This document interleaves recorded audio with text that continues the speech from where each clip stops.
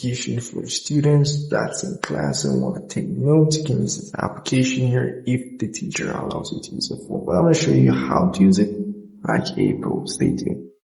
This is a very simple note of the application, and down here we see the plus icon is pretty much where you can upload an audio of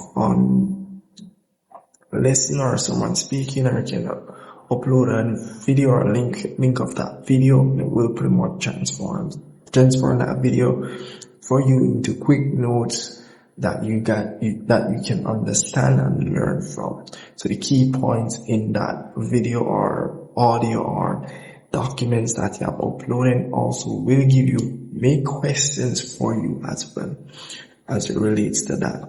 So in the folder section, you may see this folder option here. This is where the documents or the information will go in the folder section. So in the settings option here, nothing much. You can change the language and so forth, and also restore purchases. Do make sure you swipe down when you're navigating through the application. If you use the back button on your device, or if your phone have that feature, then it will just go back at the main menu.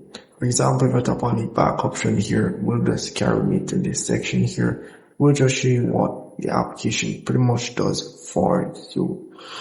So if you want to get the subscription as well, you're going to need to do that to get to the subscription page. Developers, if you're watching this, that you're gonna need to fix that. So you can tap on get started now, and we'll show you the subscription page and it scans here what to be getting. And also you can get a 3 days free trial to test out their pro features. So that's really pretty much it. And if I missed anything in this tutorial, it's very simple application to use. So if I missed anything in this tutorial, comment below and let me know. See you in the next one.